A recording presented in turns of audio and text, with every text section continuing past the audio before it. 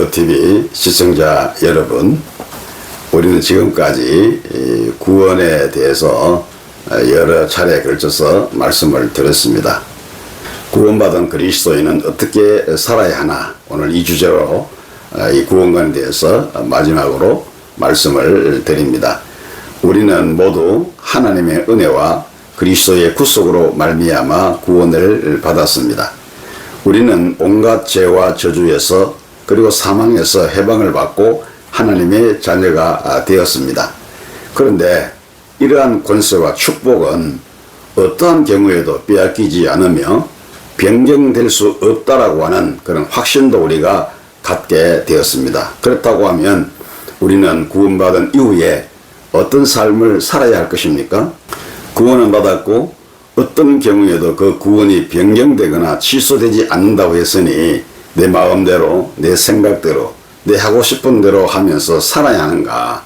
결코 그럴 수가 없습니다. 주님께서 우리를 어떻게 구원하여 주셨습니까? 당신의 생명과 피의 대가로 구원을 주셨고, 우리는 생명을 선물로 받지 않았습니까?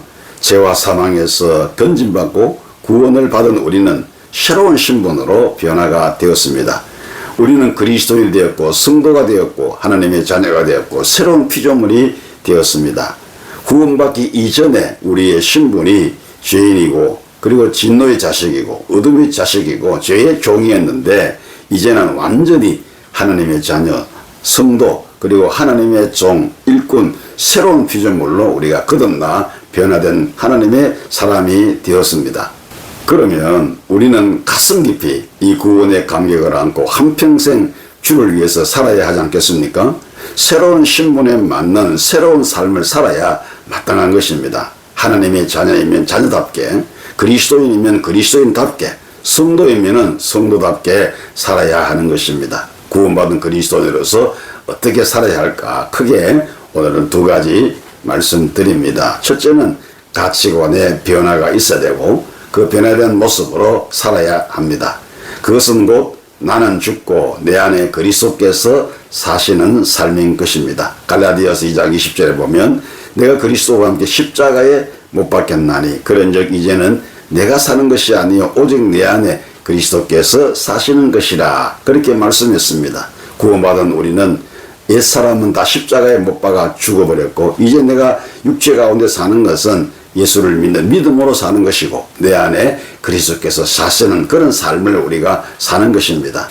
그리고 내 자신이 아닌 그리스도를 위한 삶을 사는 것입니다. 고린도후서 5장 15절에 그가 모든 사람을 대신하여 죽으심은 살아있는 자들로 하여금 다시는 그들 자신을 위하여 살지 않고 오직 그들을 대신하여 죽었다가 다시 살아나신 이를 위하여 살게 하려 하심이라, 이렇게 말씀하죠. 그러니까 예수 그리스도를 위해서 사는 삶을 살아야 한다라고 하는 말씀인 것입니다. 뿐만 아니라 살든지 죽든지 그리스도를 존귀하게 하는 삶을 살아야 하는 것입니다. 빌립보서 1장 20절로 21절에 바울이 이렇게 말합니다.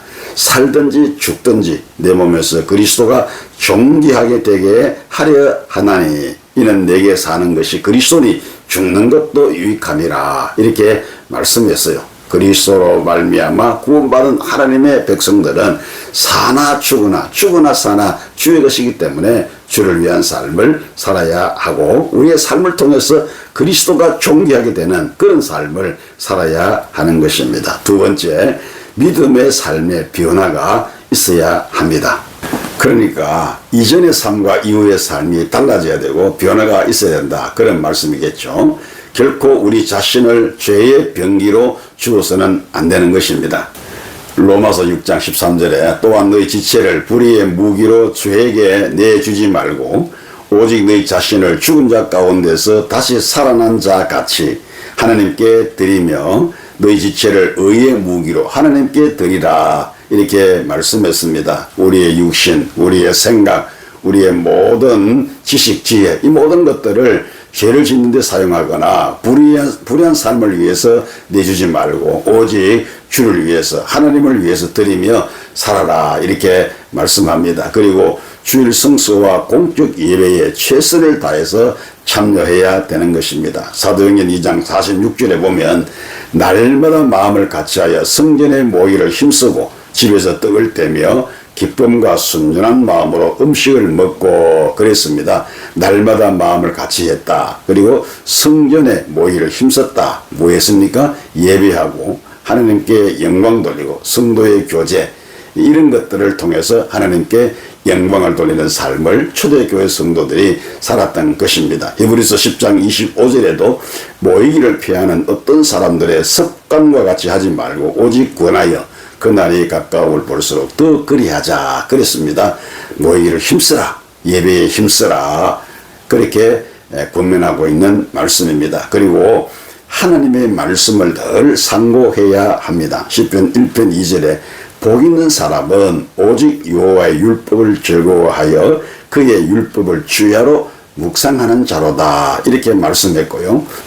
마태복음 4장 4절에 사람이 떡으로만 살 것이 아니요 하나님의 입으로 나오는 모든 말씀으로 살 것이니라, 이렇게 말씀했습니다. 우리가 육신적으로 살아갈 때 육신적인 양식도 필요하지만 우리 영을 위해서는 하나님의 말씀, 영의 양식인 하나님의 말씀이 필요하다. 이 양식을 먹어야 우리가 살아갈 수 있기 때문에, 그래서 구원받은 그리스도인은 날마다 하나님의 말씀을 상고하며 살아야 하는 것입니다. 그리고 쉬지 말고 기도해야 합니다. 에베소서 6장 18절에 보면 모든 기도와 간구를 하되 항상 성령 안에서 기도하고 이를 위하여 깨어 구하기를 항상 힘쓰며, 이렇게 말씀합니다. 기도하라, 깨어서 기도하라. 그리스도인들은, 구원받은 그리스도인들은 항상 깨어서 기도하는 기도 생활이 충만해야 될 줄로 믿습니다.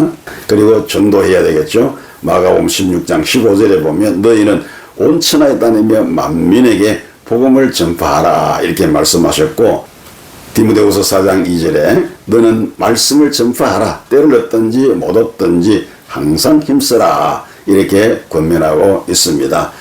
구원받은 그리스도인은 생명 살리는 이 전도 생활에도 충만해야 될 줄로 믿습니다. 마지막으로 마음과 몸과 물질로 헌신하고 봉사를 해야 합니다. 고린도전서 4장 10절에도 각각 은사를 받은 대로 하나님의 여러 가지 은혜를 맡은 선한 청지기 같이 서로 봉사하라, 이렇게 권면하고 있습니다. 성도 여러분, 우리는 구원받은 그리스도인이요 하나님의 자녀요 하나님의 백성이요 새로운 피조물이 되었습니다. 또한 그리스도의 일꾼이요 정인이요 그리고 청지기입니다. 그러므로 우리는 이러한 신분에 합당한 삶을 살아야 하겠습니다. 우리는 구원받은 자답게 살아가야 하겠습니다.